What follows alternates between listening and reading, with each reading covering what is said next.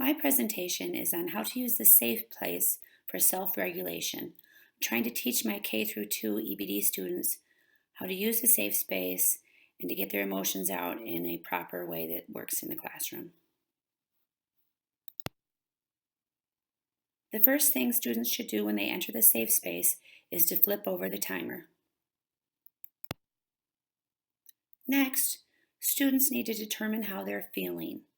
They look at the faces and make a choice, and then they say, I am mad, for example, or I am scared.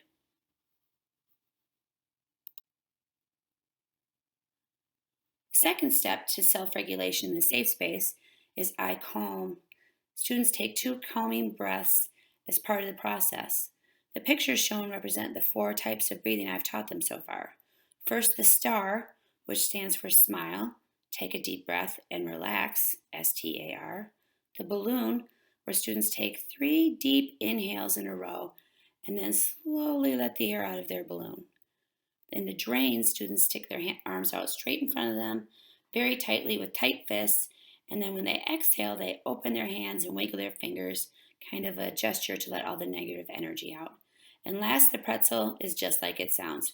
Students wrap their arms around each themselves and they wrap their legs around themselves very tightly, almost like a self-hug.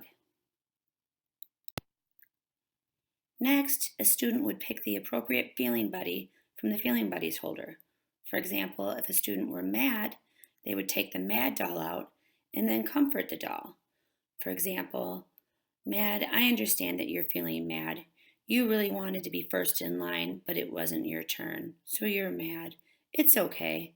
And then perhaps look at the doll, pat its back, anything that would comfort it, maybe read it a story. In learning how to comfort the doll, young students learn to comfort themselves as well.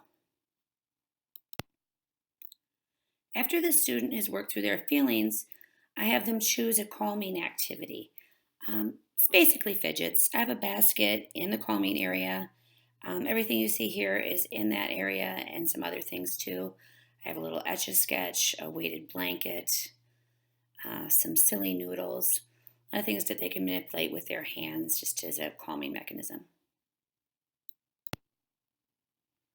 I instruct my students to stay in a safe place until the sand has run out of the timer. I have a 5-minute sand timer in my room. If the student is self-regulated during these 5 minutes, it is then time for them to go back to their spot in class. If they have not self-regulated, I usually start the process again after I talk to them and see where they're at. There are a couple things I want students not to do when they're using the safe space, and one of them is to not hold the timer. The biggest reason for that is because they have a little bit of weight to them, those timers, and it would hurt if the student was dysregulated and threw the timer across the room and hit a wall, a chair, a person. So I don't want them holding anything that could be a problem. And last, another thing I don't want the students to do in the safe space is have more than one person.